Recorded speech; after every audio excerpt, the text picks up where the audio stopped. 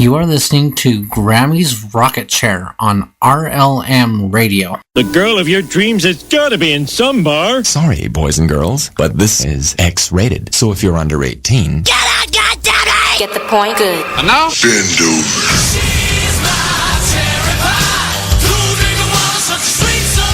Y'all ready for this? Get it up. Get it up. I can't wait anymore. I like to watch. Whatever you desire. I know you like it. Do it. We do it all night long. And now, your host, Grammy. Host. I'm your host. Or the hostess with the mostest. God knows what I have the mostest of yet. I'm not real sure. I haven't taken a tally, but hey, guess what? Y'all are listening to Grammy's Rocket Chair here on this FREEKER Friday night. And oh my lordy, it has been a freaker day. It's been soggy out here in the high plains where things are normally not so damp. And I'm kind of enjoying it, but it was not fun driving in it earlier today as I drove down to check out the new bakery. And oh my goodness, did I get lots of goodies. I'm going to be eating good for a while, let me tell you. Okay, let's see. Who all... Oh, by the way, in case you don't know where you're listening in at... Just in case, you're listening to me on reallibertymedia.com, channel 3, also on the rlmradio.xyz site, the RLM TuneIn radio station, the RLM internet radio station, and the RLM Spreaker channel, and later to be on the RLM sound... shout... I don't know. Am I here?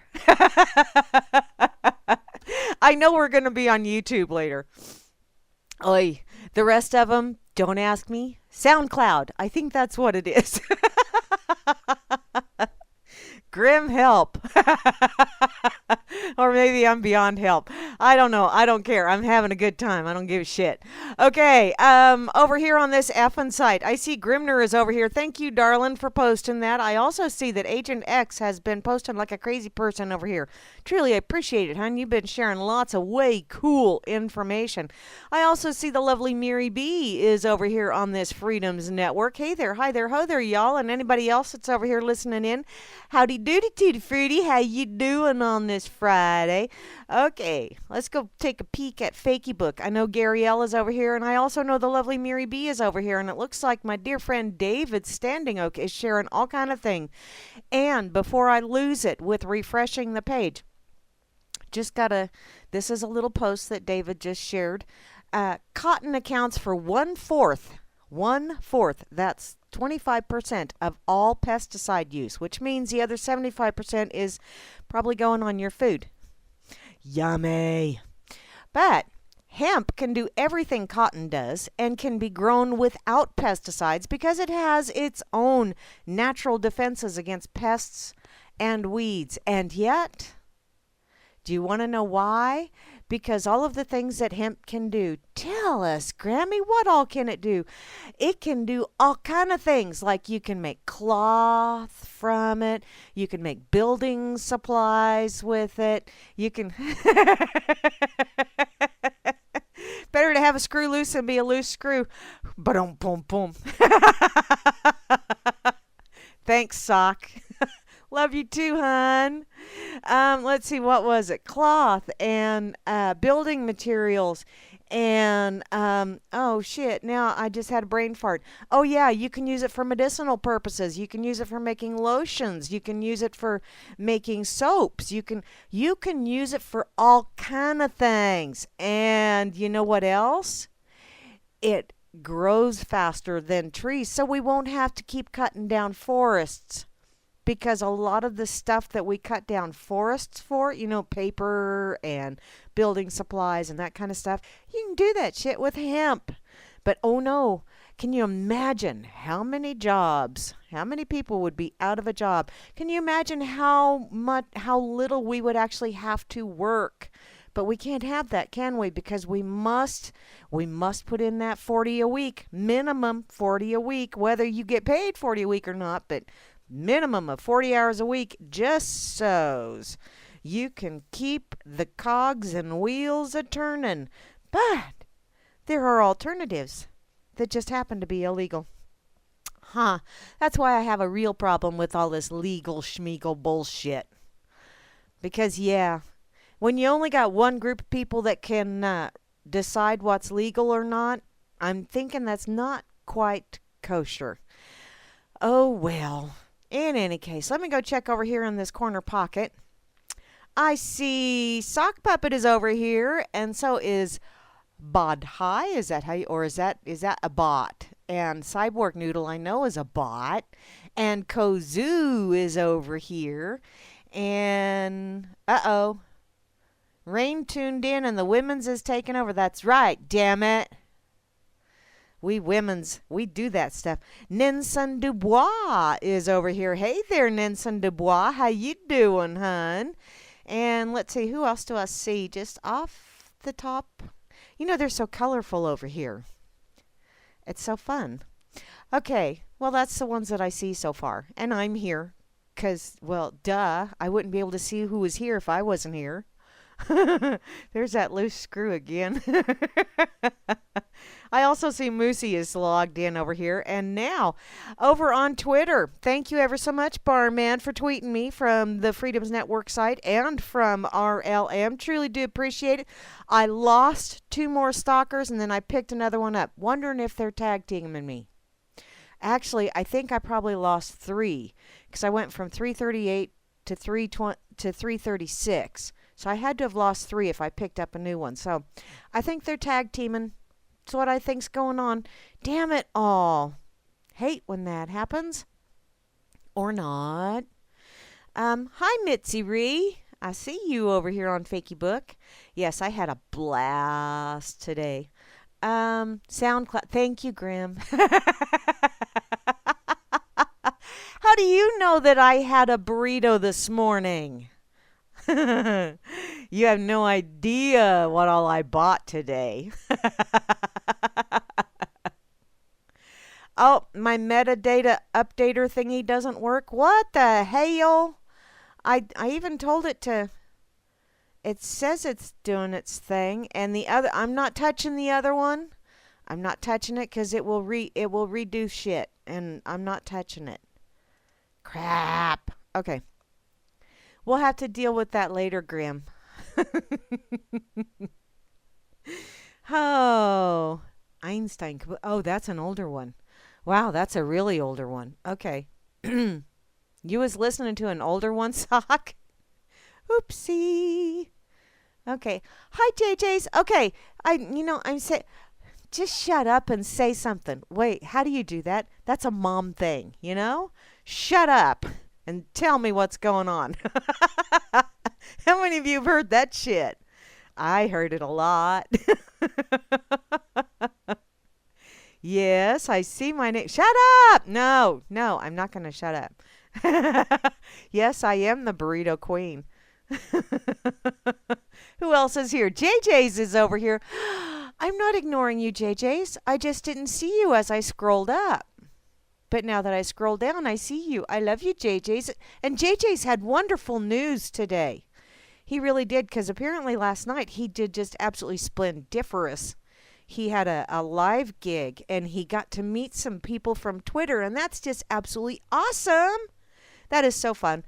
I've met quite a few, well, I can't say quite a few, but I've met several people that I initially came in contact with via the internet. And although all in all, it hasn't been 100% a positive, but it's more positive than negative. So, some people it's really fun to meet them, but then later on it's like, wow,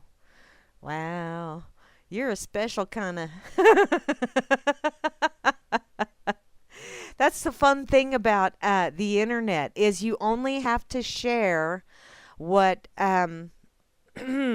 you wish to share. And people only have to see what they wish to see. And, that happens in the real world as well.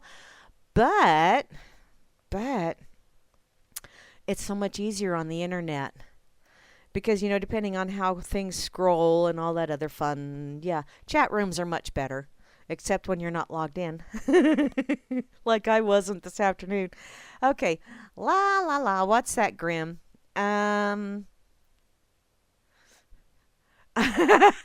Oh, thank Rob. Rob, see, Rob always knows because he's got to be some kind of handyman or something. Because he said that one's supposed to be loose, or I would get really, really crazy. Can you imagine?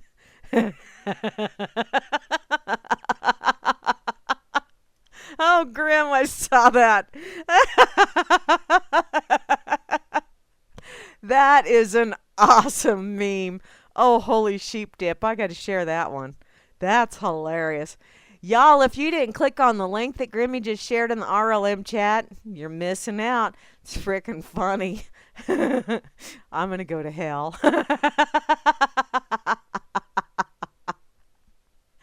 I'm going to put that on my bitch page on Facebook just because I can. Oh, that's too freaking funny. I wonder how many people I'll get on that one. I've been picking up, followers on my bitch page as well. So it's like, oh, this is going to be good.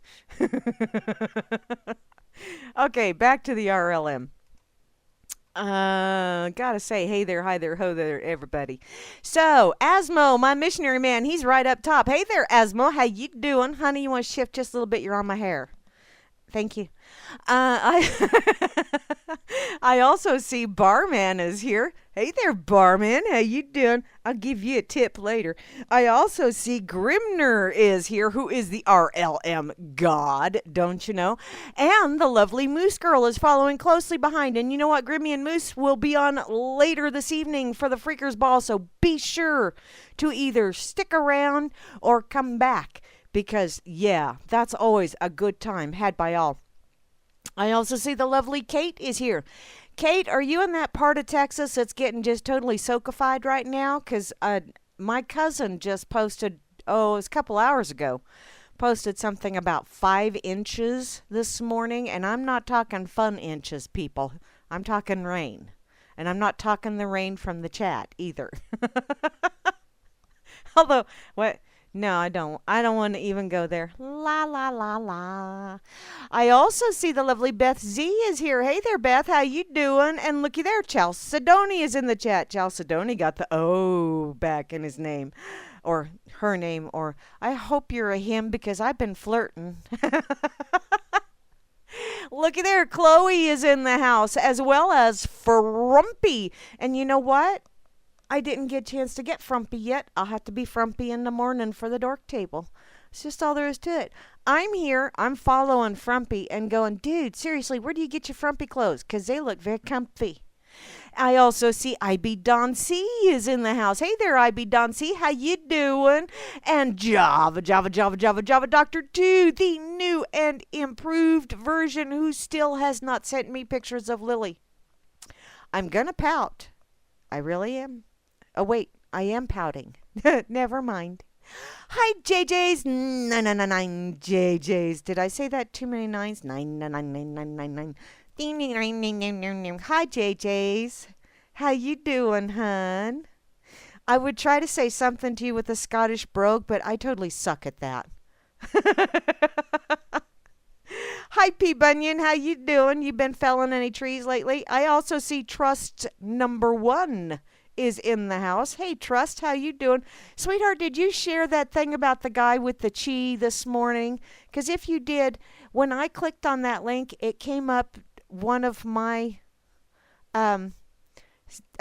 lists on YouTube, and it's like, holy crap. Are people actually checking out some of the shit that I just save on YouTube? Okay. Well, I look at a lot of really off-the-wall stuff. Actually, if something just kind of...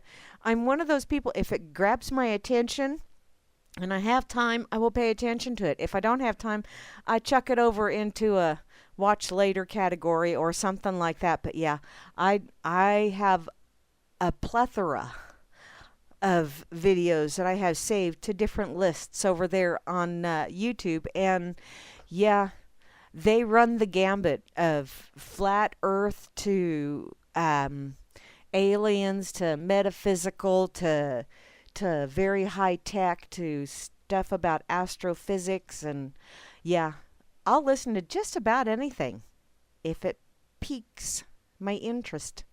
I also see Woodman. Hey, Woody, party. And Phantom 2 is in the house because he's the 2, not the... He's 2. Thank you, Phantom, for the little intro thingy. I used it. I also see BTC Bob, so there's one Bob. How many more Bobs do we have? We'll have to scroll down and see. I also see Dimma. Hi, Dimma. How you doing? I don't think you're dimmer than the next guy. Honest, I don't. And looky there, Jehovah One, who has been kabooming and kaflooshing all over the place. He's Noah. What's a cubit? There's people out there that are needing to know that information right about now. There's lots and lots of wetness falling from the sky. What is this? I never had...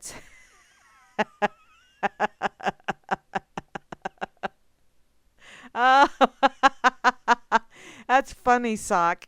Ooh. Oh, wow. Okay. Yeah, once it finally sunk in as to what that was saying, it's like, oh, phew, ack. Okay, Saturday, April the... okay, so that's sweet. I'm checking the chat here, and it's like, wait a minute here. No, it's not the 22nd, it's the 21st. Oops. Don't mess with me. I'm already, how would you say that? Spatially challenged. Yeah, not special, spatial. With an A, although the way I pronounce it, it could mean both. Oh, well. Yeah, 21st and 22nd, I'm a time traveler, don't you know? I was there, and then I'm back. See, that fast. I did it. You didn't notice, but I was really fast when I did it. I needed to drink a coffee, because it's just a bit chilly out here. It's not supposed to do that after you've had a couple of days in the 80s, and then all of a sudden go, hi there. Don't bother shaving your legs. It's cold outside. Okay, where did I leave off at? I think I left off at Jehovah. Hi, Juana Taco. You know what, sweetheart? I got some beef enchiladas. Yeah, Ashland had all kinds of amazing stuff. And it's like, enchiladas. I haven't had enchiladas in so long. And now I have beef enchiladas. Yay. Okay. I won't have those until like Sunday, but still. Kazoo is in the house. Hey there, Kazoo. How you doing? You know what? I forgot my kazoo again. Fudge sickles. Hey there, Mary B from Down Under. How you doing, dear lady? I hope you're having an absolutely splendiferous day. And Ninson Dubois is over here as well. I feel so sophisticated when I say Ninson Dubois. I know better, but, you know, I feel that way. I see North Force is in the house as well. And looky there, Pon Pon. You know, that's almost like a pong game. Pon Sauce is in the house, as well as the lovely Rain. Hey there, lady, how you doing? And looky there, Rob Works. Okay, now cut it out, you two. I have two kitty cats that seem to think that they need to take refuge on my lap, and it's not going to work with two. Cut it out. Rob Works, who fired up the bubbler. Thank you ever so much. Thank you. I truly do appreciate it. And I appreciate that little bit of guidance on that loose screw, because, yeah, you cinched that bad boy down and we're all in trouble. And Sock Puppet is in the house. He's the one that was trying to cinch it. What were you trying to do there, Sock Puppet? You going to cinch it down just to see how crazy I get? Hide and watch. I also see Stats Bob is in the house, as well as Tip Bob. And to round out the crew, Vil _ or Vil E _. I know it's Vil as in Amityville or all that other fun stuff, but it's a lot more fun to say Vil E _. Don't you know? Why did the moose cross the road? I don't know, Graham. Why did the moose cross the road? Holy crap-a-noli. That's an awful lot of mooses. Are those are, what?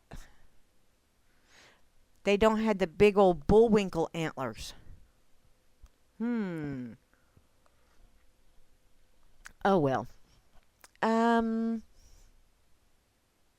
'Tis early. Oh, 9:25 in the morning. Wow. Cool. I always kind of wondered what that. Okay, so it's 9:25 for you and it's 6:22 for me. Ooh. Okay. Hi Heinbosky. That's the ex's former boss, by the way. Over on Fakey Book. Just chiming in. Okay, and you know what? I really don't have doodly shit lined up for tonight because, well, yeah. I'm a slacker. That's why. Ooh, although this looks rather cool. Oh, it's a fun guy kind of thing. My brother outlaw. I guess that's how you would say that. Shared a link over on Fakey Book, and I will get to it here in a little bit, but I got to get to this one that I do remember. I believe I put it in my pocket. I hope I put it in my pocket. I hope. If I didn't, I'm going to be really, really depressed because it was really frickin' funny.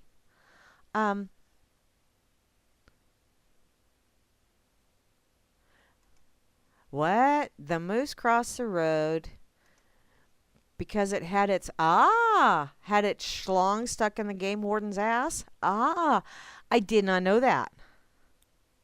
Wow.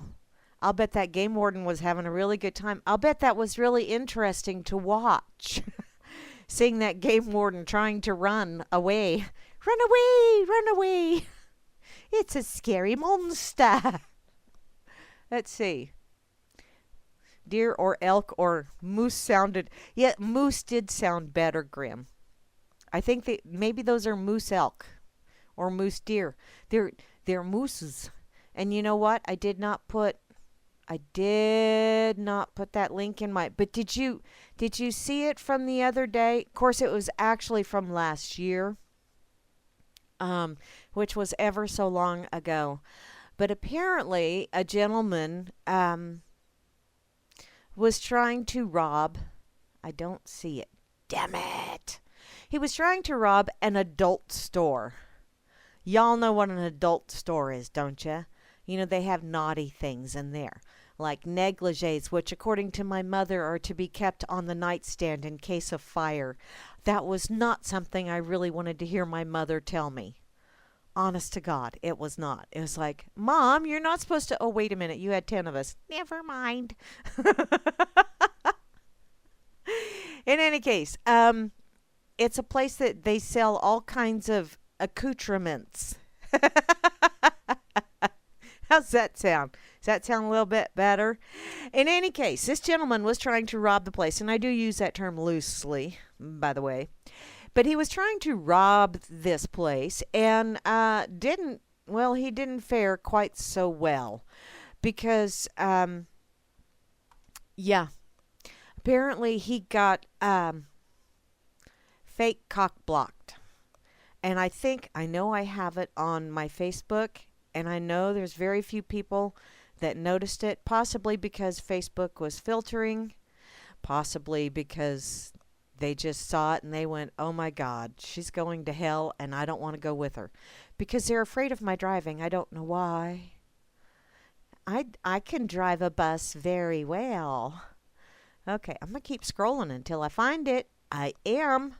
Do you know that I also shared a video of Donald Trump with an accordion? And as he was talking, and you know how his hands move? And the accordion was playing. It made sense and it was hilarious as hell. So, okay. Just keep... There it is. There it is. Yeah, Maxim Batty did this video. and it was freaking hilarious. The guy was actually, he was to the gills, had a gun and everything, and they chased him away with dildos. Apparently, he was afraid of having all of those things, those schlongs thrown at him. It was kind of funny, though. There is a video of that, and I tried to find it on YouTube, but apparently he shared it on Fakeybook, and then, like in a week, it'll show up on YouTube. So, damn it. So I can't really go there. Okay, let's see. Magazines. He couldn't walk for... Oh, they do have magazines, but a lot of those magazines, the pages are stuck together. I can't figure out why. Actually, I can. I just don't want to go there. Ew. Okay, what's that, RobWorks? 10 ways to stop being a slave and bring down the pyramids of control. Number 1 is just say no. Just say no. Maybe that's not number 1. Maybe I should check this out. You think? I think I will. Just because Rob shared it. And by the way, Grim, thanks for that link that you messaged me as well. And I'll probably get to it, but for right now, I'm dilly-dallying, and it just really didn't. It's like Kitty's pawn. So that just doesn't work quite for me. Ooh. So, from the register. In any case, from collectivelyconscious.net, 10 ways to stop being a slave and bring down the pyramids of control. So, where are they? Number 1, media and intelligence. Yes, you must actually exercise some intelligence and step away from the boob tube. Or, as Flash would probably prefer it be called, idiot box, because boob tube, well, he likes boobs. Go figure. Information is knowledge, and knowledge is power, which, yes, even G.I. Joe said that. And this is where it starts. So turn off your damn TV. Stop passively receiving information that turns you into an idiot at the teat of the idiot box. Okay, so it is a boob tube and an idiot box, all in one. Wow, it's almost like an inflatable sex doll, only dumber and more manipulative. So get creative. Start a blog, a neighborhood newsletter, a radio show, public access TV, or YouTube channel. Oh, wait. Hey, I've done some of those. Write encouraging letters to companies you appreciate and nasty ones to those you boycott. Do something. Anything to increase awareness.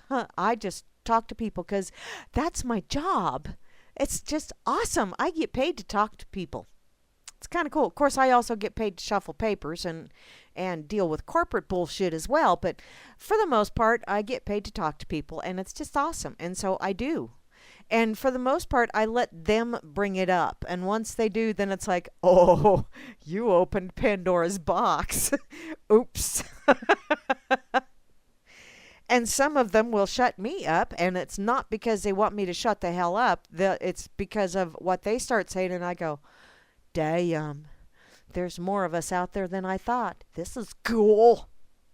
Okay, homeschooling is another great way to help short-circuit the negative influences of systematic programming. Even if you don't agree with homeschooling or are not able, there are concepts that you can help introduce into the public school to enhance education. One of them is, and it's really, really irritating to me, is they don't teach civics anymore, or we called it government class. They don't teach that in school anymore. They also don't teach home ec or woodworking, at least not out here anymore. You know, all of those funds went to sports.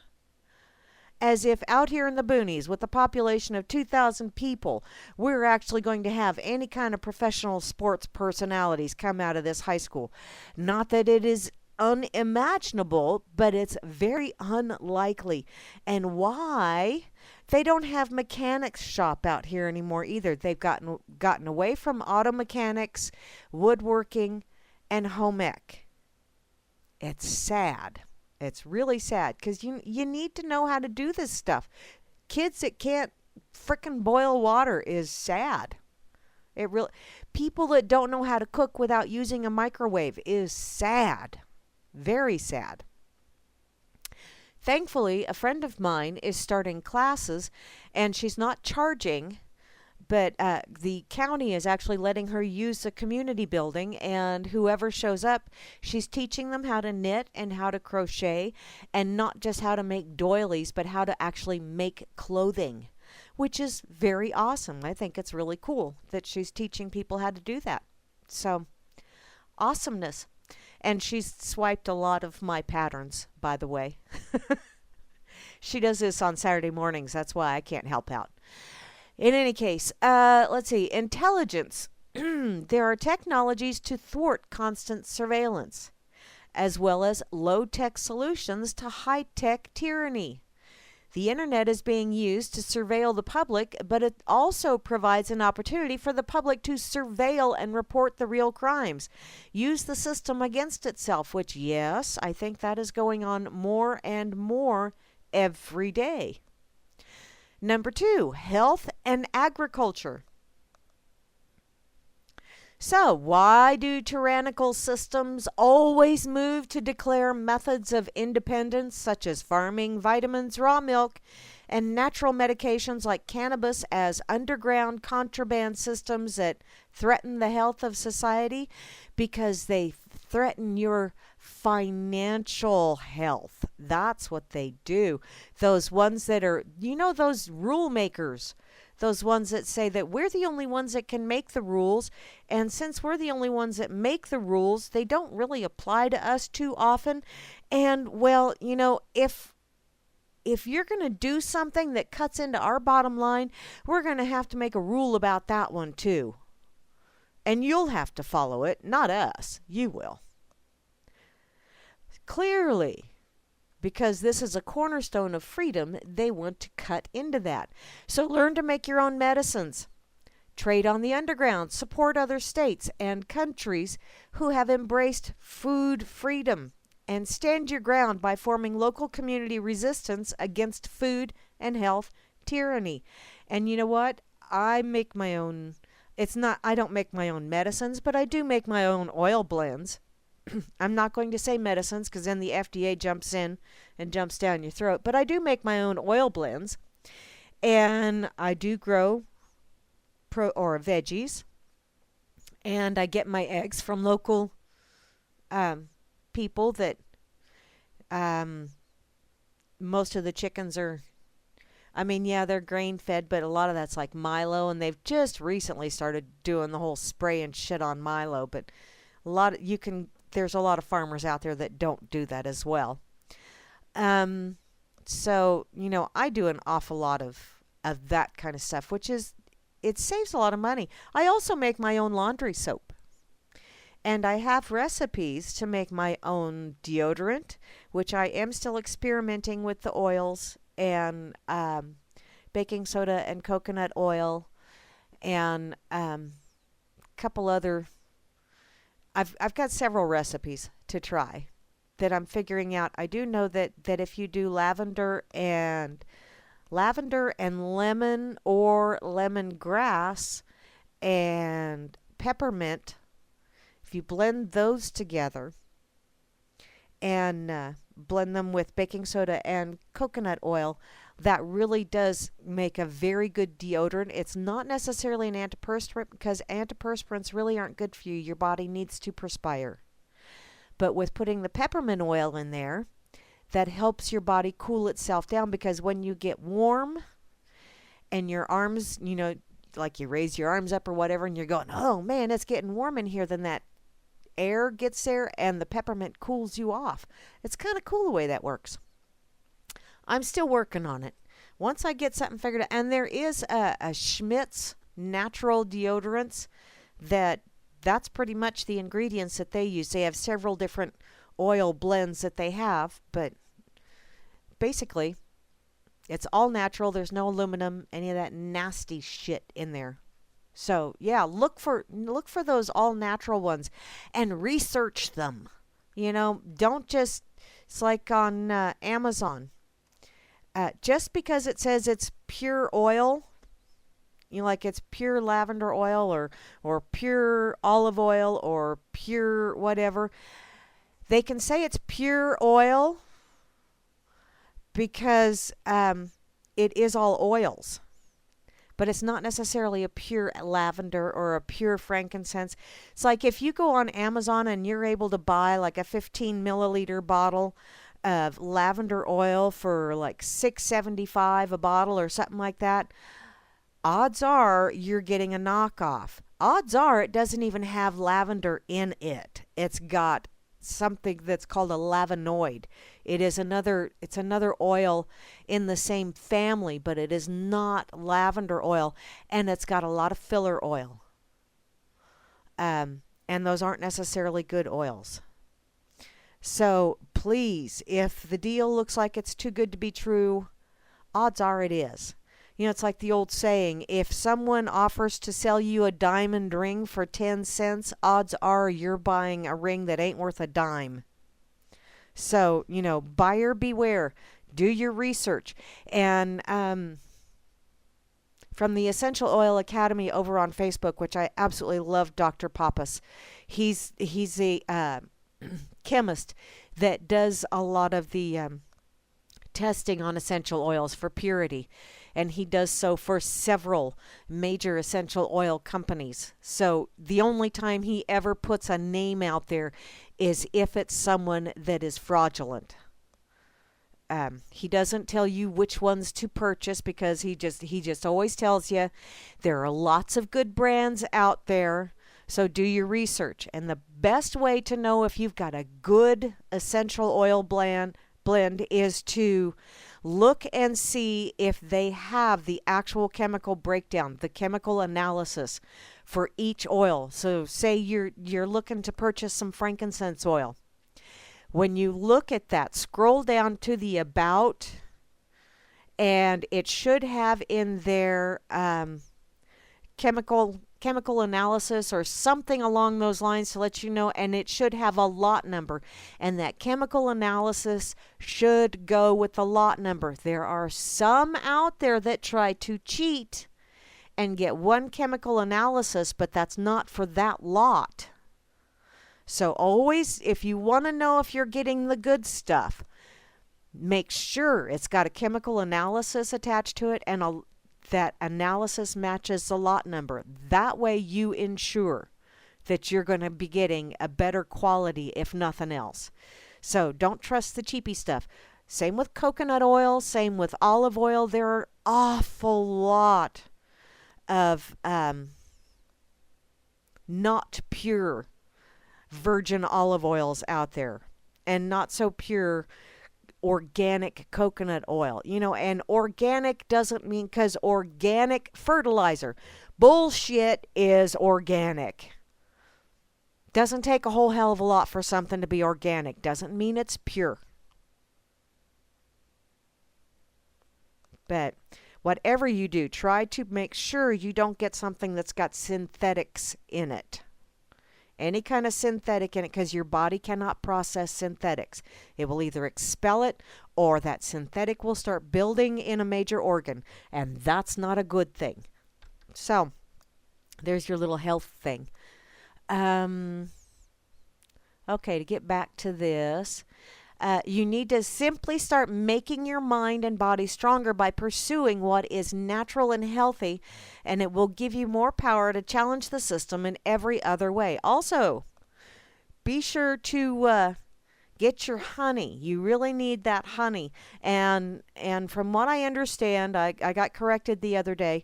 I said you really need to get local honey. And I was told that the reason that you need to do that is if you have an issue with allergies. Local honey will help you deal with the allergies. But any kind of natural honey, like not this stuff that's been processed, not the stuff that's, oh cripes, I can't think of the word now. Homogenize keeps popping in my head, and I know that's not the right word. But make sure you get raw honey. Raw honey. Because that's what's good for you. And it's good for so many things. You can even use it topically if you have a cut. Because honey is a natural antibacterial. So, all kinds of amazing things you can do with honey as well. And it tastes great too. Especially with peanut butter on whole wheat bread. Which I just happened to get some today. Oh, well. Okay, number 3. Geez, Rob, thank you for this link, but man, I'm off on tangenting. And just a minute, what was that again? I saw that Sock said something.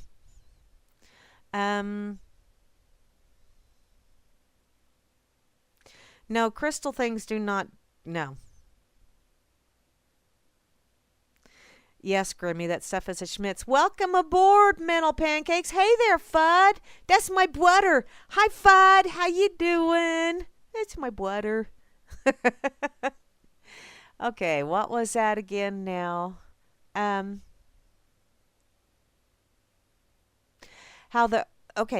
pasteurize. Thank you ever so much, Grim and Fudd. I truly do appreciate that.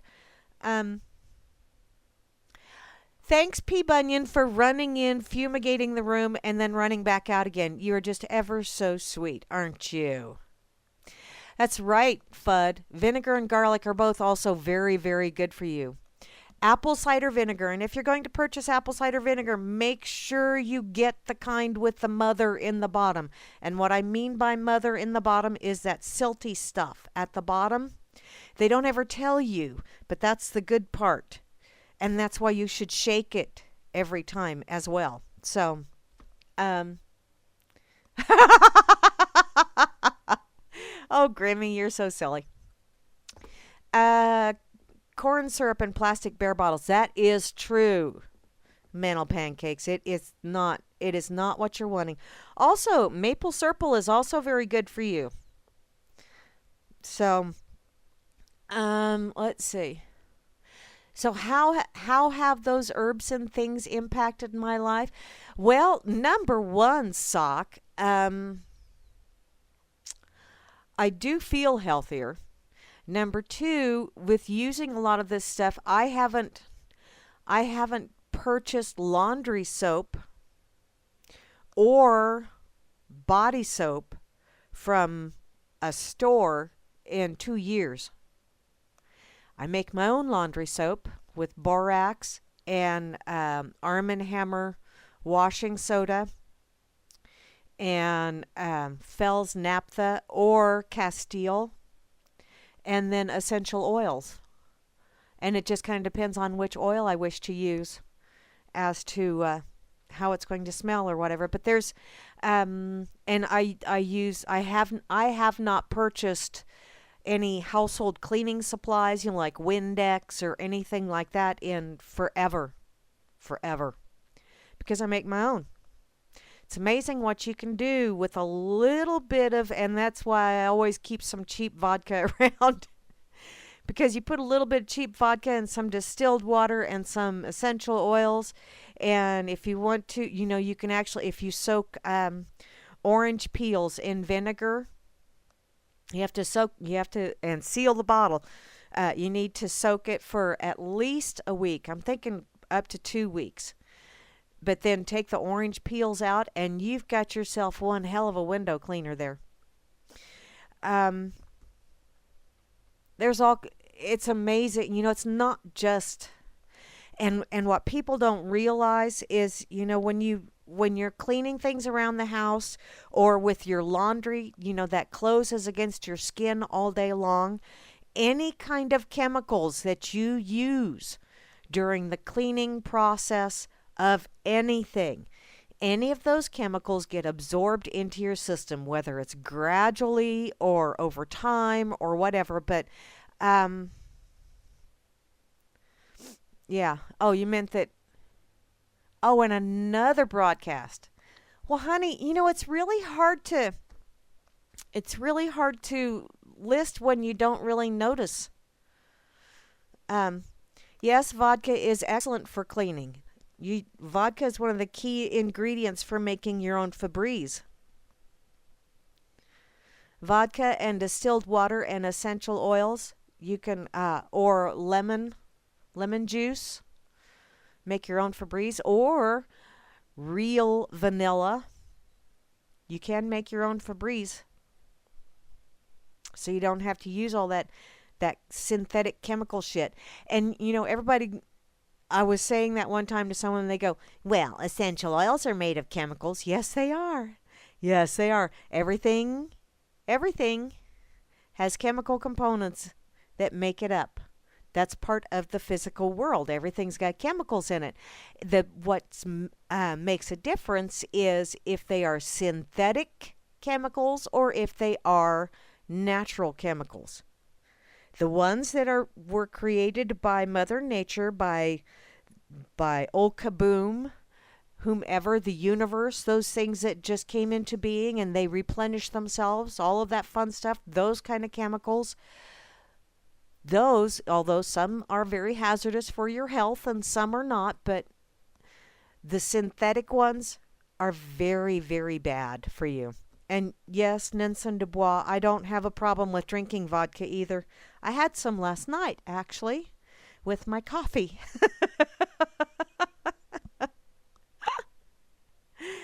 Oh. But I use the good stuff for drinking. I use the cheap stuff for making things. And I do make an awful lot of my own stuff anymore. Because it's so much cheaper. Because, a lot of people don't realize the powdered soaps, there's an awful lot of filler in those. And the liquid soaps, oh my Lord. Excuse me, I needed a drink there. But, if I make my own liquid laundry detergent, but when I make a batch, it makes 5 gallons. I have a 5-gallon tub that has a lid to it that seals down good, and I make my batch in that, and then and I do have an Arm & Hammer laundry soap jug that I've had for like 3 years now. And I just keep refilling it. And depending on the strength that I want it to be, most of the time I will put like about a third of the bottle really, really, really warm water. And then the rest of it I will fill it up with the laundry soap that I made. And you have to stir it all the time. Before you blend it in your jug that you're going to use for dispensing for laundry, you always have to stir it because it does separate over time. And you always have to shake the jug, which is good exercise for your arms. Helps get rid of that second wave in the upper arm. But oh yeah, I know it's been over 4 years. Now that I'm thinking about it, it's been over 4 years since I've bought over-the-counter laundry soap. So, and it's been a year and a half since I have purchased. Now I will say this: I have purchased some soap from people that from craft people that there's a that make the organic soaps or whatever. I have purchased some of that, but yeah, I've made my own as well. I just sometimes when I see someone new that's getting into it and they made something that smells really wonderful, like I don't have pomegranate oil and somebody made some pomegranate oil scented soap and it was like, oh, I love the smell of this, so I bought some. But I don't buy those kind of things at like a Walmart or a grocery store anymore because I make it. All kind of recipes out there on the internet to make that shit. Okay, get back to this. Number 4, mobility and flexibility. So always be willing to adapt and move. The structure of tyranny might be global, but there's always pockets of freedom that tyranny ignores, normally based on economic interest. So become adaptable. Don't buy into the American dream of having possessions to define your self-worth, which you don't have possessions. Those possessions own you because now you have to guard them. Now you have to maintain them. So, yeah, those things own you. Once you discard of the unimportant things, look for specific towns or states or countries to escape economic decline and those which promote freedom. And be careful, because there's an awful lot of people out there that are promoting freedom, but when you look past that little freedom thing, FREEDOM, and you start reading the fine print, it winds up being FREEDUMB. So be very careful. Just because someone says, I'm all about freedom, yeah, whose freedom? How do you define it? Look for that fine print. It's a difficult decision to pick up and move, especially when extended family comes into play, but discuss your ideas and the evidence for your concerns openly and honestly, and be the first to pioneer the building of a new future. If you wish to have a new future, seriously, peeps, if you don't like the way the world is going, then the only place you can do it is you have to do it in your own very personal, up close and personal world first. And it will spread out from there like ripples in a pond. It will. Number 5, prepare for the worst. Well, they always say prepare for the worst and hope for the best. Being prepared is always, and being out here in the boonies, yeah, we grew up learning. It wasn't even something we learned. It's just how you did things. So along the same lines as being mobile and flexible, make sure that you store enough supplies to get through a few months or more of tough times. The current system relies on your dependents, and they can easily control those who live just-in-time lifestyles. Most people don't realize how much they need the system until something like a blizzard knocks out their power and wipes out the grocery store shelves. So it's wise to store backup food and have the ability to produce food. Gather tools and other needed things in case you have power outages. And I know even out here in the boonies where most people just, that's just a way of living, is to be prepared for shit. I still know people who every day they go to the grocery store to get whatever it is they want to fix for supper. And it's like, are you kidding me? Do you not just go? I don't like going to the grocery store more than twice a month. I really don't. And if it wasn't for the fact that, I have 2 doggies that like to eat really well, I wouldn't go more than once a month. But unfortunately, they eat a lot. And, well, it's easier for me to go twice a month and haul that 50-pound bag dog food. I can't work up the gumption to go once a month and haul 2 bags of dog food, because it's like, no, I got too much other shit when I go shopping. So, okay. Number 6, refuse to pay unjust debt. This is where things get to be a bit of a sticky wicket, I'm thinking, for most people. This is a moral decision based on the information that much of what was created to be a loan was based on predatory system. As they say, ignorance of the law is no excuse, and that was duly noted. But when confronted with an enemy that has deliberately contrived devious ways to steal productivity and the fruits of honest labor, then the principle of justifiable self-defense is invoked. Forget about your credit score. It's an invisible chain that keeps you in prison. Refuse to pay debts that you know were fraudulently imposed. Remember, the banks never had the money to lend you in the first place. They created it out of nothing to buy your servitude. If you're hesitant to simply quit paying the criminal banks, then learn how to reduce your exposure to all debts, which I don't have any. what I do put on a card gets paid off right away. So, and the cards get used when I road trip. That's pretty much it. So, number 7. And I know there's a lot of people out there going, why the hell do you have it? Because it's easier. Okay, I will say that. I'm lazy. It's easier. It's easier than carrying around a bunch of cash. So, number 7, create new banking systems. This would be absolutely awesome. I would love to completely eliminate the banking system. But we are not of the mindset to be able to pull that one off yet.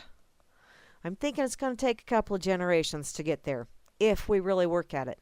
So, we've seen economic collapse take down countries like dominoes across the third world. And now the first. These money junkies cannot and will not stop, which no, they will not. It's up to us to develop systems which permit us to completely withdraw our support for the current system and shield us from manipulated collapses. This may be the most productive way to break free from modern slavery.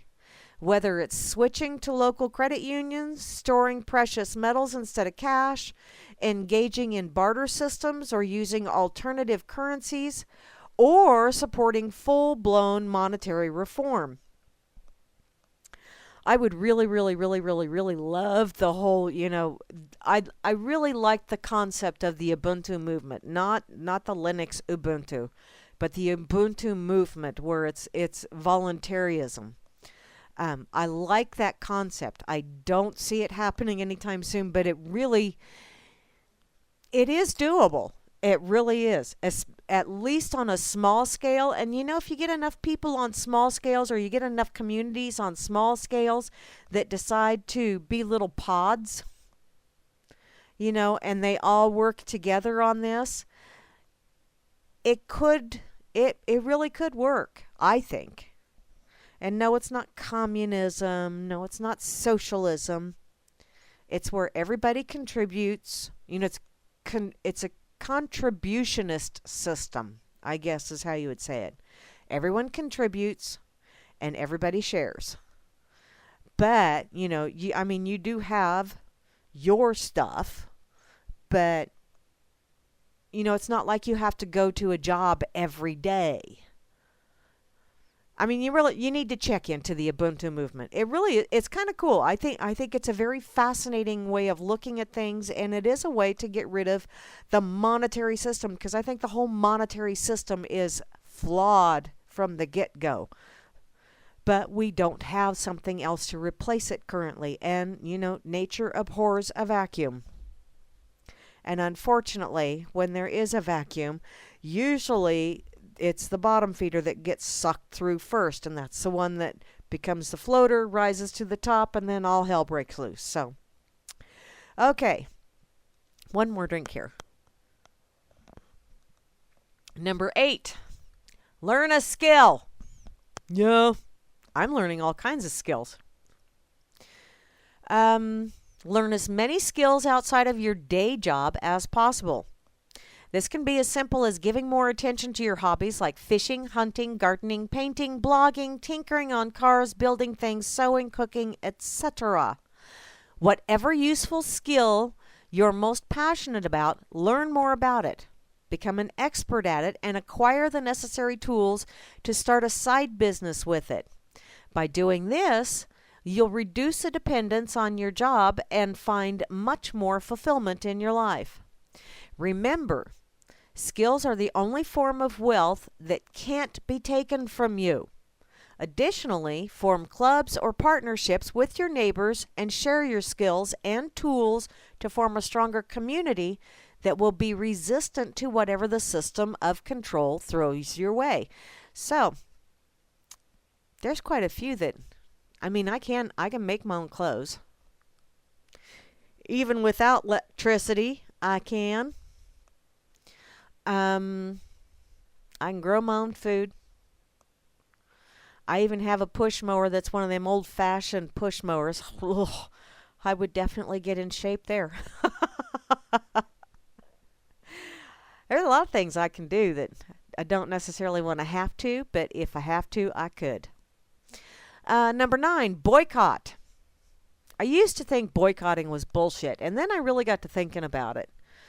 And it's calling for boycotts because of butt pucker reasons, or what I consider butt pucker reasons.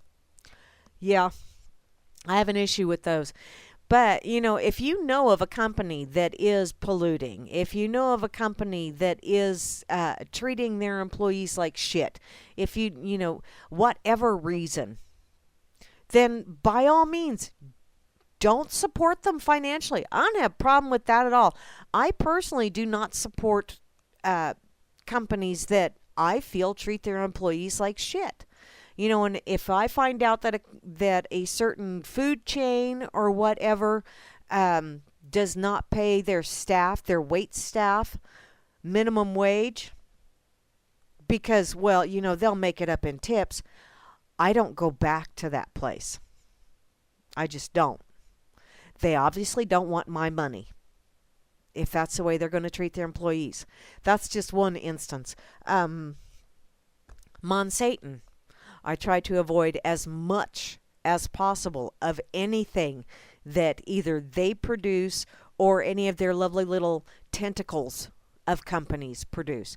Now, granted, they have bazillions of tentacles, so that makes it really difficult sometimes, but I try not to purchase anything that feeds that beast financially. So, yeah, I can see, and yeah, if, calling for mass boycotts,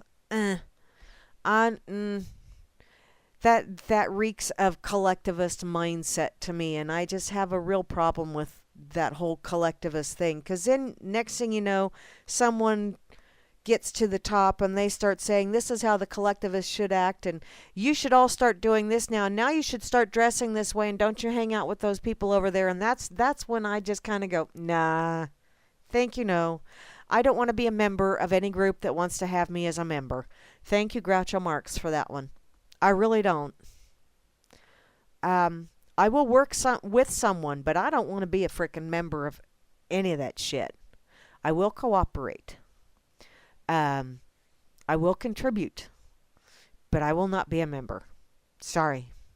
Just won't go there. Finally, or I think number 10 is finally, yes. Finally. Taxes.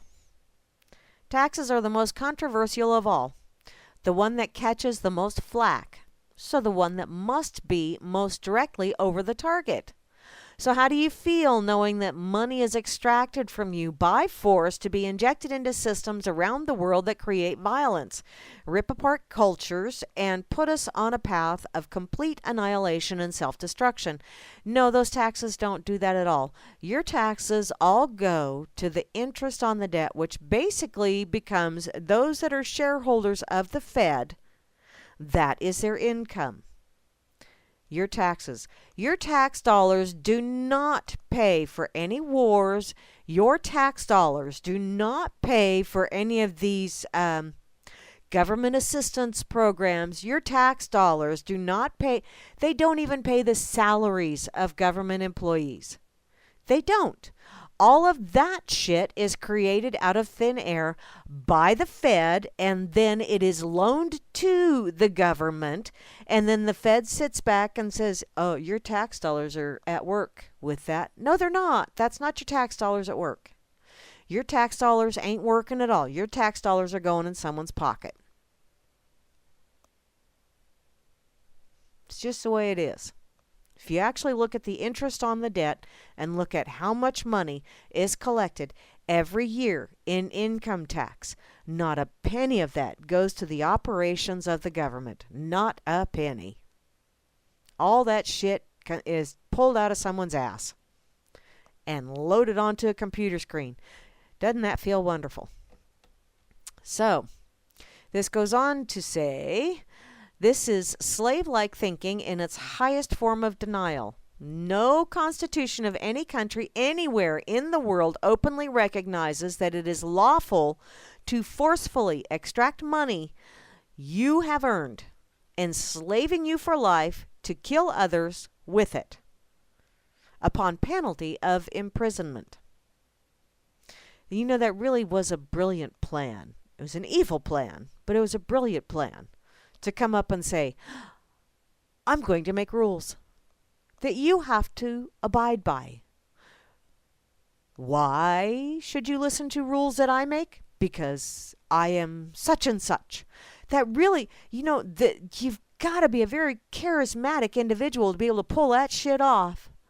And look at how many generations it has just built upon itself and built upon itself and built upon itself until you've got this whole world that's going, well, they're royalty, or they're this, or they're that, so that's just how it is. No, it's not. That's how it's not going to be anymore. That's how you should be saying it. Oh, wait, I just told you how to be. Sorry, no, that's how I say it. If you want to say it that way, that's up to you, but that's how I say it. So, it's the final chain to be broken and is admittedly the thickest, which, yeah. But how can a machine be built without the funding to build it? The entire prison system we see around us has been built with our own money, which, see, I don't like. If it's not something that everybody wants to work towards, then is it something that really needs to be done? You know what? If it's such a good idea, why do you have to force me at gunpoint to do it? Why do you have to force me with the threat of imprisonment to do it? If it's such a fucking good idea, there's your F-bomb for the night, your first one. That's what I want to know. So did you authorize it? Did you authorize the preemptive wars, the bank bailouts, the corporate subsidies, the high-tech surveillance grid that enslaves you? You know, they do all that high-tech surveillance shit. The reason why they do that is because they're sneaky bastards and they project that onto everyone else. That's why they do that. Because they know in themselves that they are a sneaky bastard that would do all kinds of conniving stuff. And therefore they figure you must be doing it too because they're thinking of it, so you must be doing it too. See, projecting. Significantly, these are all things that you can do on your own. You don't need to influence politicians or ignite a mass protest or wait for an uprising. There's no cavalry coming. You are the change you seek. Get out there and become more self-reliant, and the system will lose its grip on you. If enough of us do this, the system will fall apart by its own unsustainable making. Refuse to be a slave today and unchain others by sharing this article and implementing yada yada yada yada yada. Thanks, Rob Works. I think the best way is to lead by example. That's just me. So, let's see. Pot to go drive-through? Really? Seriously?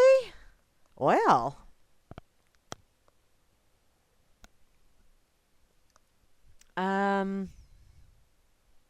Yes, Everclear is also very good and it kills mold. Also, peroxide. Hydrogen peroxide will do that as well, but you need to buy the food grade hydrogen peroxide, which is like 35%, and then you need to dilute it down with distilled water. Dilute it down to 7%, and please be careful when using this, but it will kill mold. It does. It needs to be kept refrigerated because it's very, very temperature sensitive. But yeah. Let's see. Reading. Oh, yeah.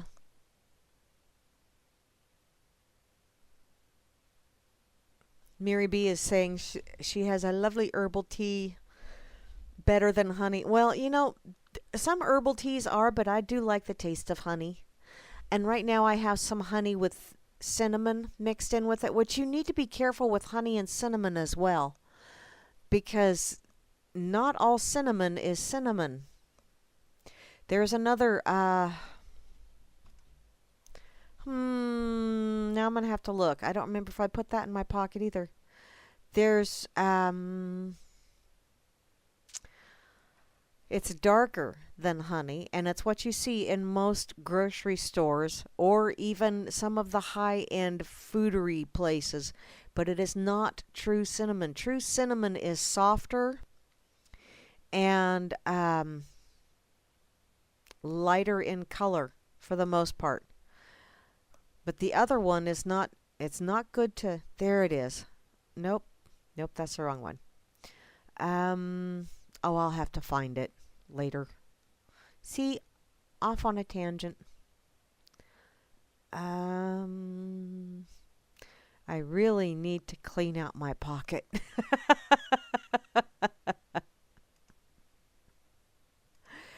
Oh, let's see. Yeah, because I have people with Rh negative blood types or aliens. Well, duh.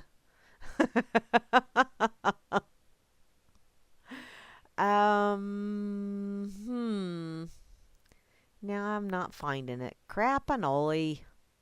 Let's see. Nope. I must not have it in my pocket. That may be one of those things that Dr. Papa shared over on his Facebook page, Essential Oils Facebook page. So, I did run across this though, and yeah, need to go here. This is from the Huffington Post, and before you go, the Huffington Post, you know, even a broken clock is right twice a day. That's why I check into all kinds of shit, because you never know where you might find that little kernel in all of the chaff. You might find that one little kernel that you go, hey, that's a good one.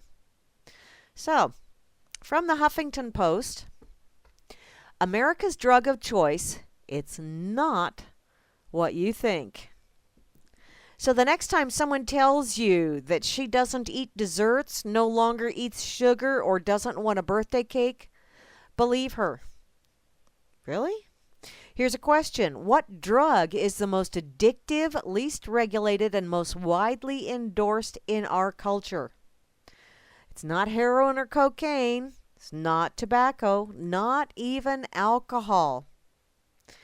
You might want to put down your caramel iced decaf coffee because it's sugar. Once highly restricted, the fine white powder is now largely unavoidable. According to the U.S. Department of Agriculture, the average American consumes 94 grams of sugar a day. It can be found in over 50% of the food that comprises the typical American diet. Yet by nearly any definition, this everyday ingredient is a dangerously addictive drug. Psychologists and obesity researchers have found that for nearly a decade that rats raised on sugar will go to extraordinary lengths and endure tremendous pain in order to get their next hit. But in 2016, researchers at Queensland University of Technology, or QUT, discovered that we humans are not exempt from sugar's addictive pull either. I have grandsons that will testify. They'll deny it, but yeah, they are sugar junkies. Which is not cool. Their research reveals that excessive sugar consumption in humans increases dopamine levels in a way similar to other drugs such as cocaine. They also found that long-term consumption of sugar will eventually cause a reduction in dopamine levels, which will result in people needing to consume more and more sugar in order to reach the same level of happiness and avoid mild states of depression. I think that is more telling when people cut out the soda pop. It's not, I don't think it's the caffeine so much as it is the sugar detox that gives them headaches and all that other fun shit. Because, man, have you looked at how much sugar is in soda? Like illegal drugs, sugar extracts a high social cost as well. Since the late 1960s, when many processed foods containing sugar were first entering the mainstream American homes, the rate of diabetes, a disease inextricably linked to sugar consumption, has risen from approximately 3 million to 28 million. During the same period, the percentage of Americans who are overweight or obese has climbed from 46% to a whopping 75%. Now, quick little caveat here. Those numbers are somewhat skewed because their healthy range or healthy weight charts have also changed. You know, it's like when my doctor first said, you know, we really need to be keeping an eye on your cholesterol, which was about 6-7 years ago. My cholesterol levels were still within the okay range, but they were on the high side. Then within 2 years, although my cholesterol levels had not changed one bit, and no, I was not taking any medication. I was just changing my diet. But my cholesterol levels had not changed a bit. My numbers hadn't changed. But all of a sudden, now my cholesterol number is too high. After 5 years of starting to watch it, now my cholesterol level is considered dangerously high. Now, when you look at the weight charts, weight per height charts, back when I was in high school, I weighed pretty close to what I weigh now. I'm probably about 10, I'm 10 pounds heavier than what I was in high school. But back in high school, I was right about the middle of the weight range for my height. What I weigh right now is on the high-ish side, you know, because they had a little bit of room to maneuver back then. Of course, this was quite a few years ago. Now, when I first started going to the doctor about the cholesterol and my thyroid and all that fun stuff, which was about 7 years ago, my weight was too high. Some of it due to my thyroid was not working properly, which that's doing much better now with the change of diet. But you know, there were other circumstances. I have since dropped 20 pounds, but I have dropped 20 pounds. I was considered overweight when I first started going back to the doctor again. Now, after dropping 20 pounds, I am still considered borderline obese for my height. That's how much the scale has changed. From when I was in high school, what I weigh right now was considered the high side of average. Now, I'm considered borderline obese. Are you kidding me? I wear a frickin' size 8. But then again, you know, all these models that wear size 1s and size 2s. And if you wear a size 3, oh my God, you're a cow. So yeah, I have a little problem with that whole thing of has climbed from 46% to a whopping 75%. Because some of that is the manipulation of the numbers and the changing of the charts. And the changing of that charts doesn't change the fact that there are some people that are considered borderline obese that there is no stretch of the imagination they should be. Like myself. Yes, I'm a little on the roundy side, around the middle, because I just haven't gotten rid of that part yet. That's the hard part.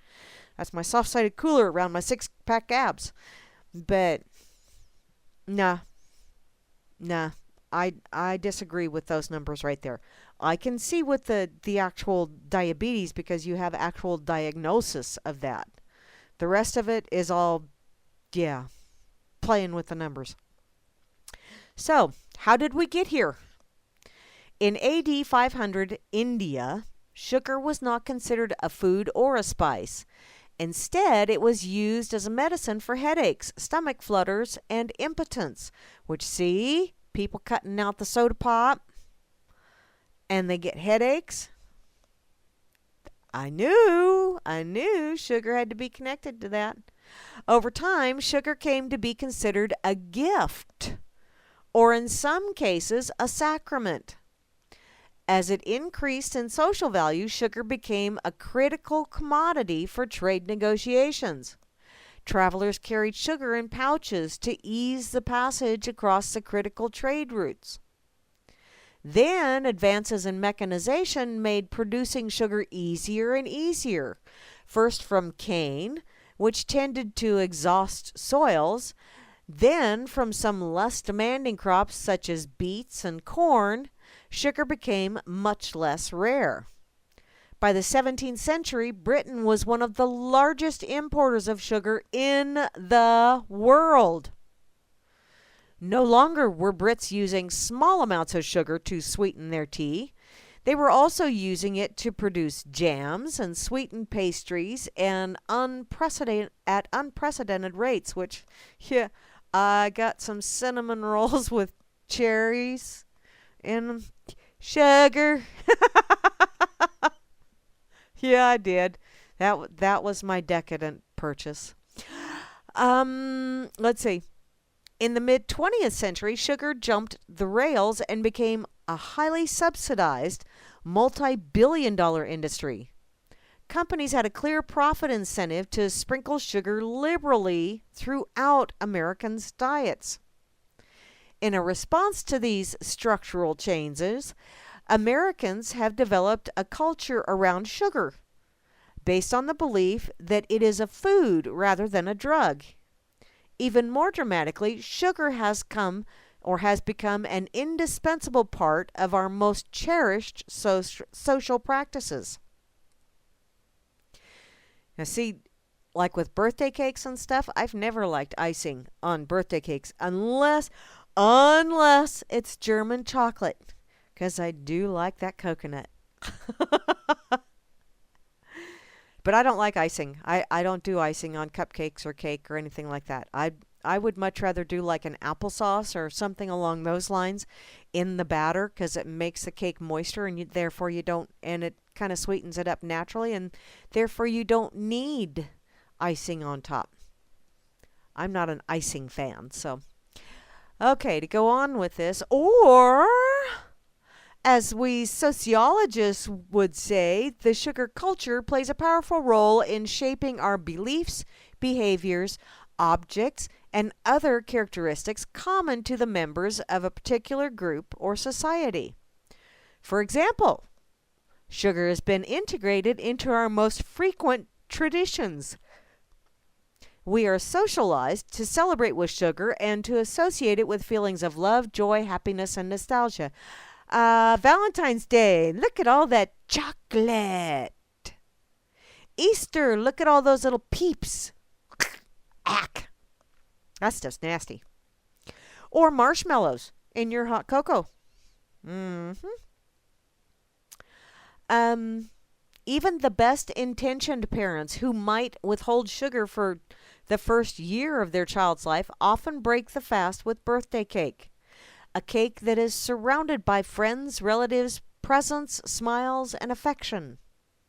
Nearly every special occasion that child experiences in the rest of life will likely be celebrated by some sugary confection.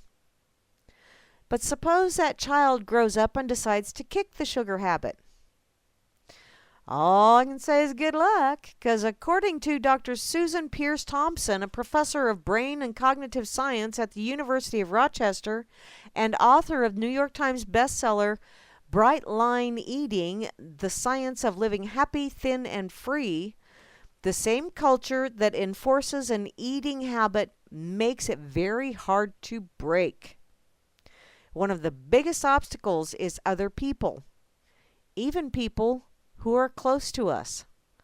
So consider that people often feel perfectly legitimate offering a friend or coworker a food, such as a Girl Scout cookie.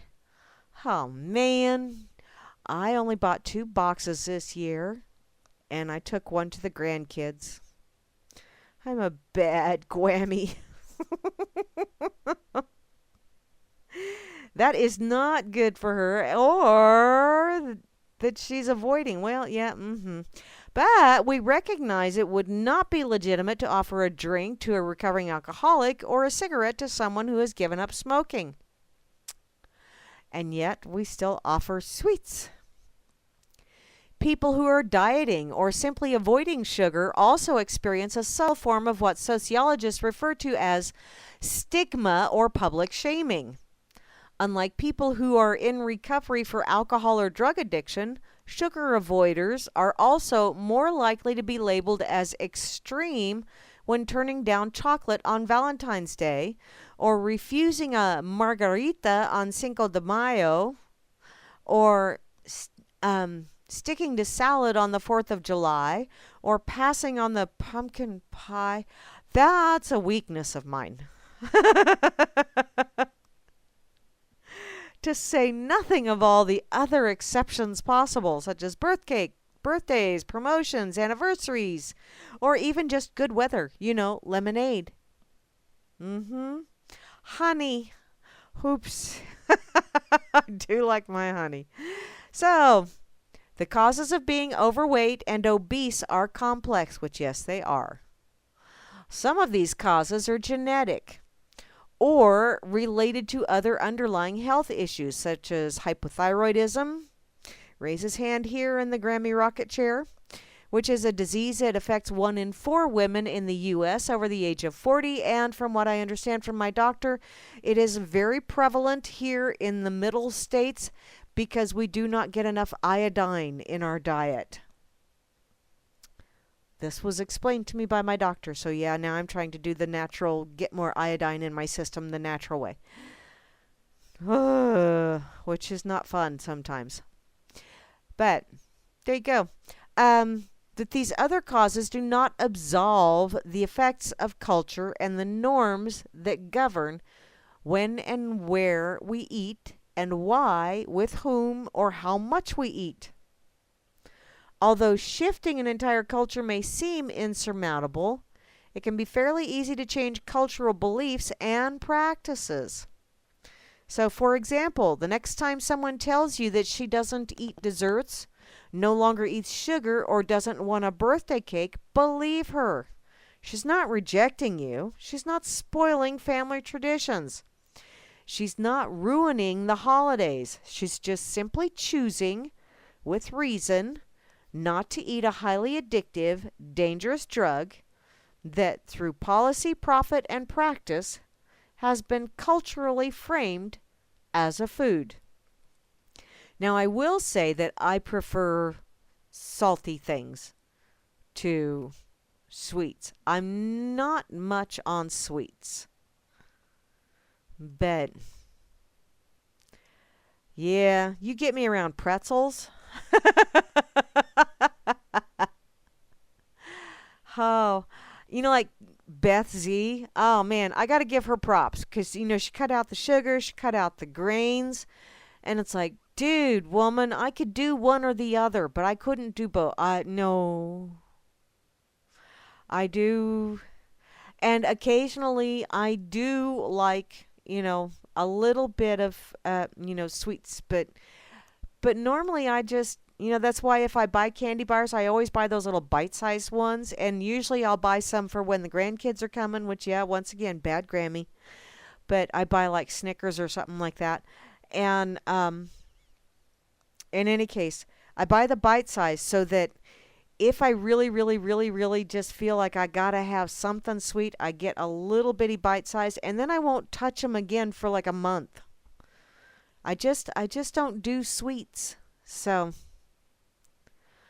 but I do like my grains. I like bread.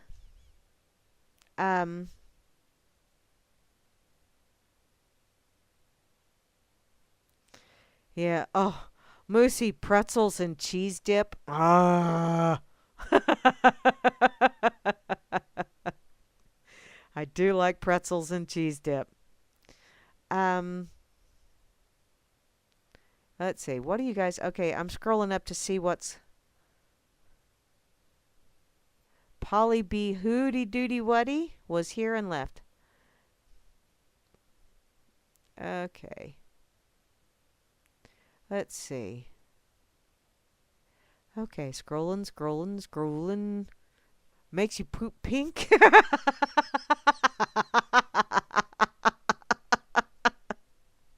Oh God, Nansen Dubois.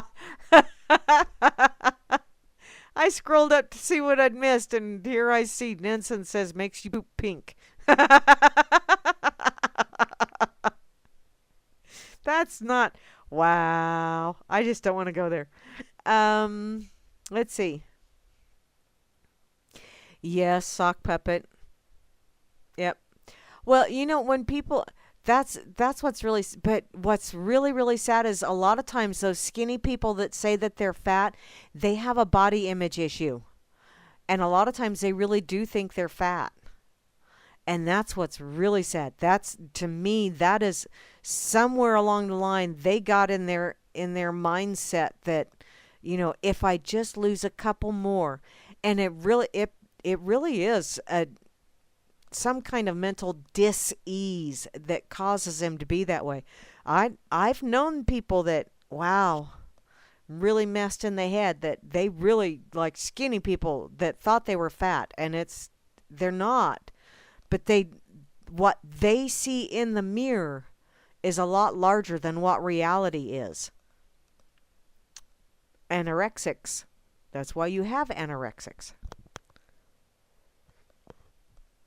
Or not necessarily, but yeah, that's what an anorexic person is someone that when they see themselves in the mirror, they actually see fat. It doesn't, they could be skin and bones, but yeah. But yeah, I also know a lot of them out there that are fishing for compliments. Or, they go, oh, this whole thing? Really? Usually if someone goes, oh, I really like that dress. Do you really? You know where I got it?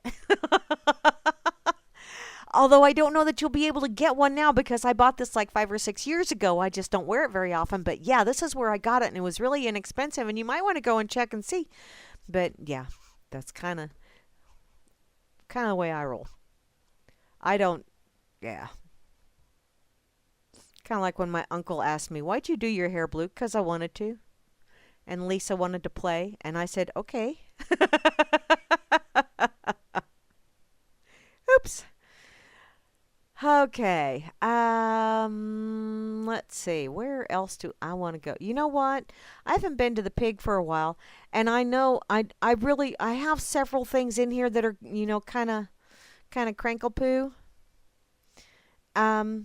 That I just really I don't want to go. I don't want to go crankle poo.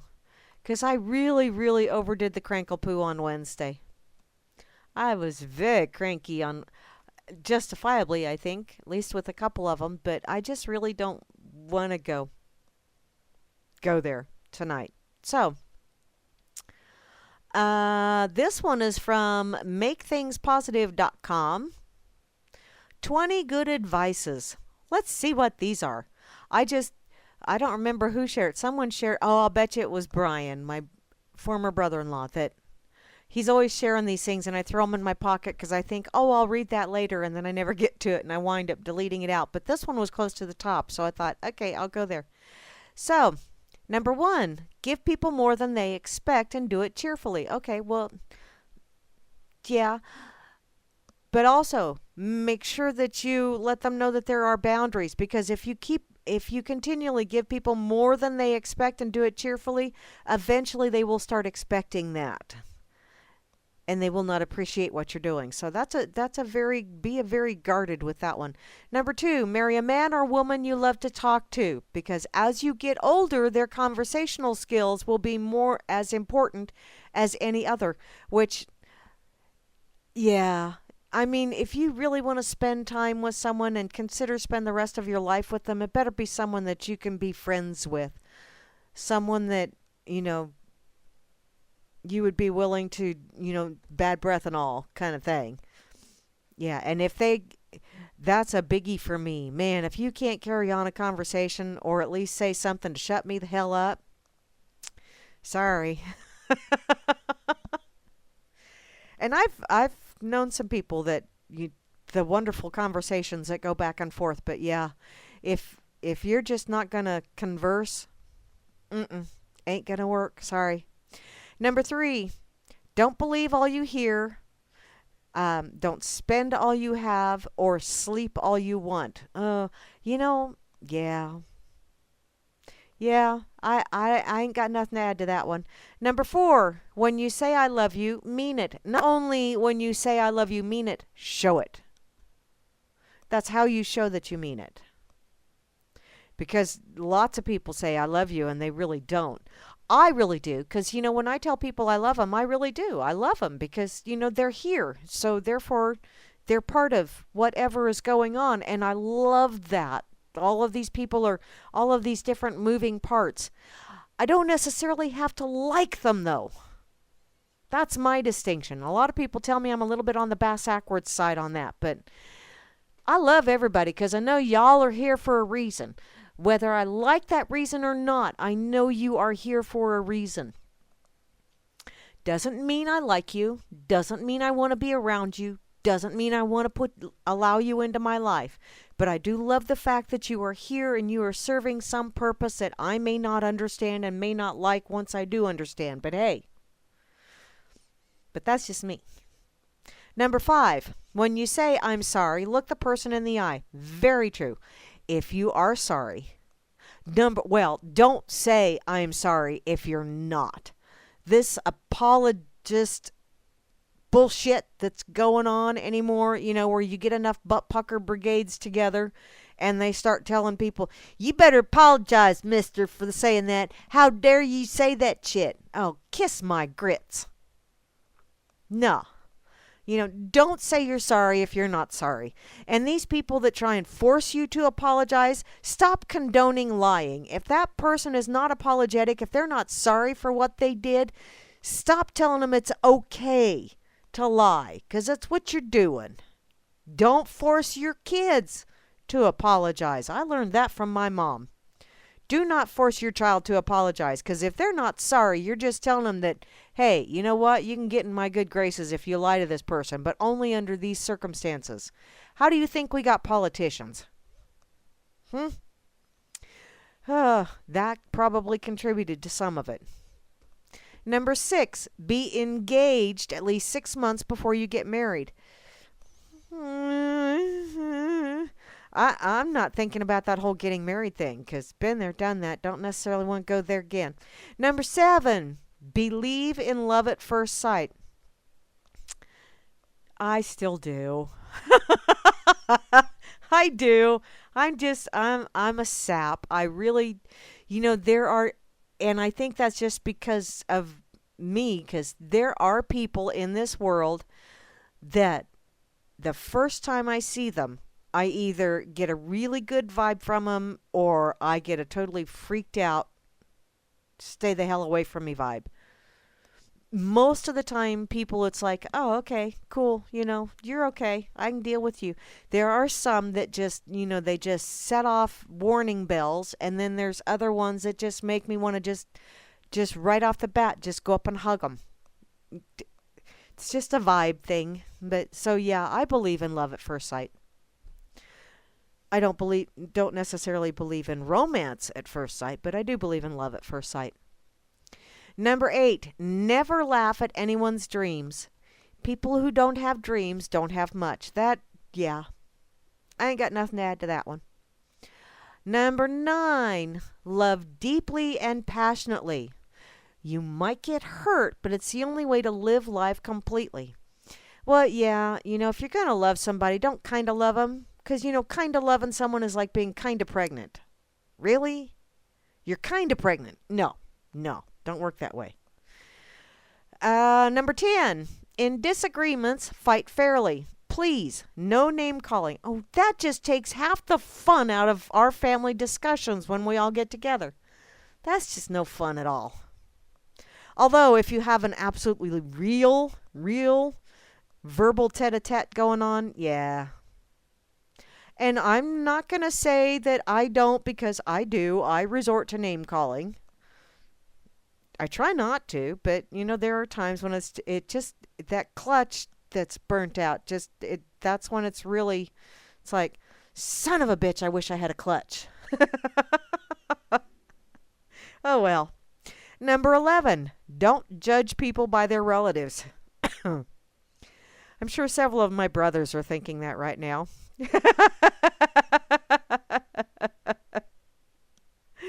Okay, moving along. Number 12, talk slowly but think quickly. Oh, wow, I've never been accused of that.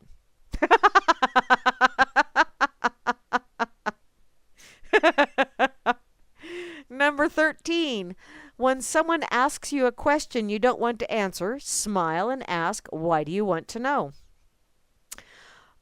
That's one way of handling it. Another way, which is depending on the situation and who's asking, my first response would be, Nunya, and then move along. But once again, that's just me. Number 14, remember the great love and great achievements involve great risk. Not necessarily. That's about all I got to say about that. I'll be Forrest Gump. That's all I got to say about that. Number 15, say bless you when you hear someone sneeze. I do that. And you know why? Because I don't want those evil spirits coming back in the building. And I figure if the bless you comes out of my mouth, they won't try and invade my building either. That's my story, and I'm sticking to it. Number 16, when you lose, don't lose the lesson. Also, don't lose your temper. That's a big thing. There's an awful lot of sore losers out there in this world. Number 17, remember the 3 R's. Respect for self, respect for others, responsibility for all your actions. Wow, got to remember that one. And in proper order, mind you, respect for self, because if you do not have respect for yourself, there is no way you can ever have respect for others. No way. Because if you don't know how to do that with yourself, there is no way you will ever express it for others. You have to respect yourself first. Then show respect for others. And always take responsibility for all your actions. Wow, I like that one. I really like that one. Number 18, don't let a little dispute injure a great relationship. True. Little disputes, a lot of time, that's like those waves. You can ride those waves. It's when someone pushes you off a waterfall. That's when you kind of got to go, okay, you and me, we's done. Number 19, when you realize you've made a mistake, take immediate steps to correct it. Yes. It's so much easier if you fix it right off the bat. It's so much easier if you admit to it right off the bat. Because, man, if you screw something up and then you go, well, and put it off for a few days or a few weeks or a few whatever, that it compounds. Whether you know it or not, it does. And it just keeps getting worse and worse and worse. So as soon as you realize you screwed something up or you made a mistake, fix it. Fix it. And if you can't fix it, I don't know what I would tell you to apologize, but if you ain't sorry for it, then I ain't telling you to do that shit either. Okay, number 20. Smile when picking up the phone. The caller will hear it in your voice. I learned that one years and years ago when I went back to work after having my youngest daughter.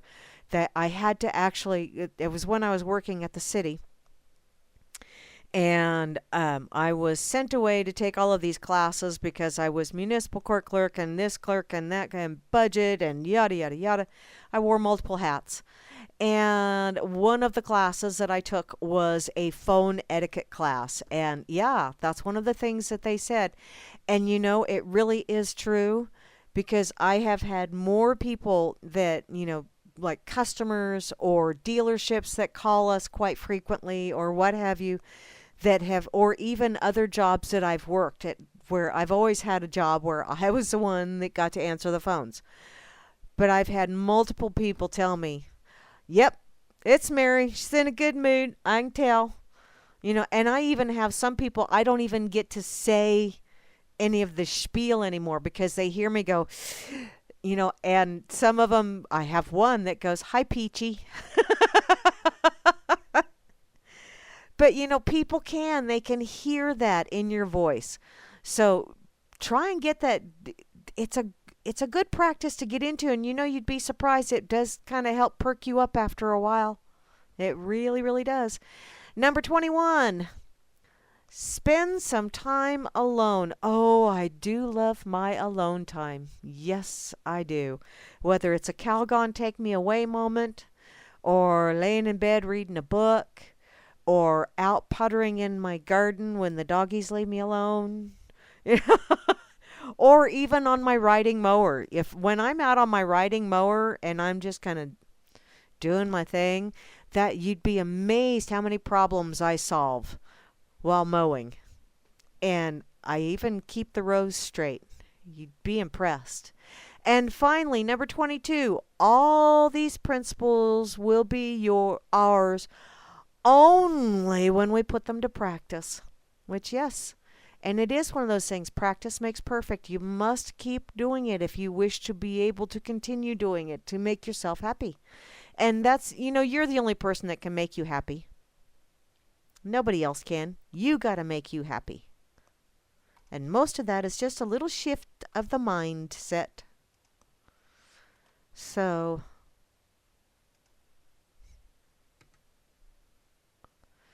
what? Oh. Yeah, sock number 14 couldn't be more general. That, it's like, that one just really didn't motivate me to really, more than,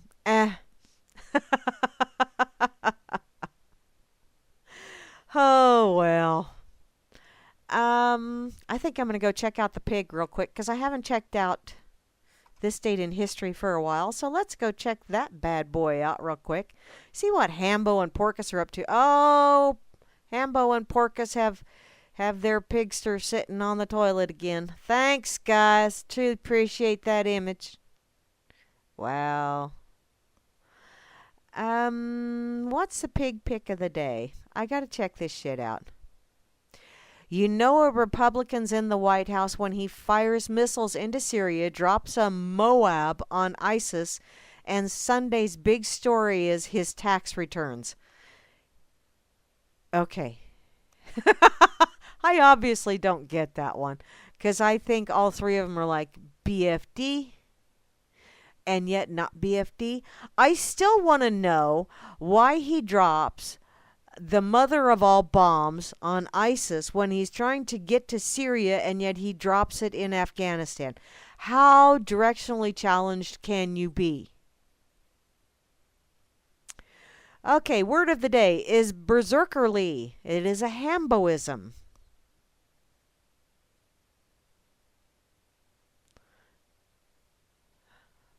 What's that, Grim? Oh, yeah. Yes, use left align. Don't do center align. Is that what she did? I didn't even, yeah, she's center. Oops. Oh, absence makes the heart grow fonder, or do unto others as you would have them do unto you. Both are bullshit statements. Yeah, but I do like Circle's mindset on that. Don't do unto others what you do not want done to you. I think that is a better way of saying that. Because if you don't want something done to you, then don't do it to someone else. It's pretty much that simple. If you don't want someone shooting you in the face with a bazooka, then don't shoot someone else in the face with a bazooka. There you go. There's a visual for you. But yeah, yeah. And absence makes the heart grow fonder. No. Okay, back to berserkerly.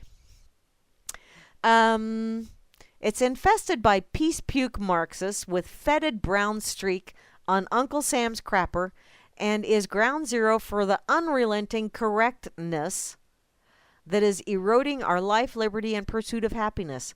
Wow, that's a very colorful way of putting that, Hambo. Thank you ever so much. In their quotable quotes section, either we have a constitution or we don't.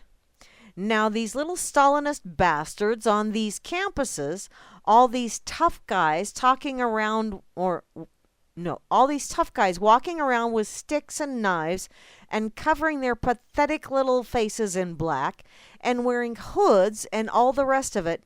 Enough already. Ah, okay. That's from Mark Levine. And today's question: since they won't drop a Moab on Berkeley, is Coulter's visit a suitable substitute? You know, that could very well be. Read the rules on your network. Oh, you know, Moosey. I think Moosey was really, really into the zero thing. Yeah, long distance relationships are not. No. Nope. Tried that too. Don't work. Okay. Yeah, Ann Coulter would be like dropping the mother of all bombs on Berkeley. Wow. I don't even want to contemplate that because I'm thinking several heads exploded and there were no firearms involved or explosive devices other than their heads exploding. Okay. This date in history. So, April 21st, 1509, Henry VIII, a man who turned marriage into a thrill ride, takes the English throne, tells his royal executioner to put on a second shift. Yeah. I don't like you anymore. Off with her. Wow. And they say the Queen of Hearts was bad. So, this date in history, April the 21st, 1986, that legend in his own mind, Geraldo Rivera, or Jerry Rivers, as my mom remembers him when he first started in the news business down in Phoenix, Geraldo Rivera beats daunting odds by taking his career to new depths of despair with his Al Capone vault antics. Wow, it was that long ago? Holy crap. Good job, Jerry Rivers. Oh, Geraldo. He's just not up for the whole rolling R's thing. He's Jerry Rivers. Oi. Well, that's on the pig, and there's lots and lots more over here on the pig. You might want to come over and check it out. Let's see, what is this? Right up top, when Dr. David Dow was dragged down the aisle before a United flight from Chicago to Louisville was and forcibly ejected several times, or several items were locked and loaded. Number 1, a lawsuit. Number 2, MSM feeding frenzy. Number 3, a lame apology by United. Excuses. Number 4, elected tormentors run another airline passenger's Bill of Rights up the flagpole. And number 5, this rant about special rights. Oh my goodness. Well, if you want to know what's in that rant about special rights, come on over to the pig, pigazette.com. Because, wow, it looks like, is this a Hambo thing or is this a Porcus thing? Let me scroll down to the bottom and see which one of these bad boys did that. I'm thinking it's probably Hambo, because Hambo is usually the one that really...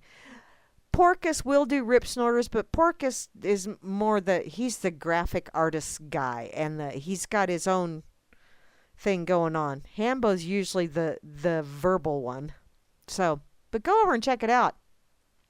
Those boys are crazy. Oh, well, I'm running very short of time. Y'all have been listening to Grammy's Rocket Chair.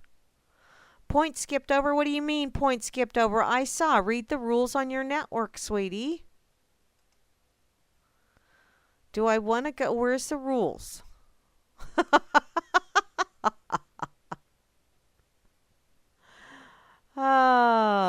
Okay. Let me go see. I don't read rules. We don't need no stinking rules. Oh, sock.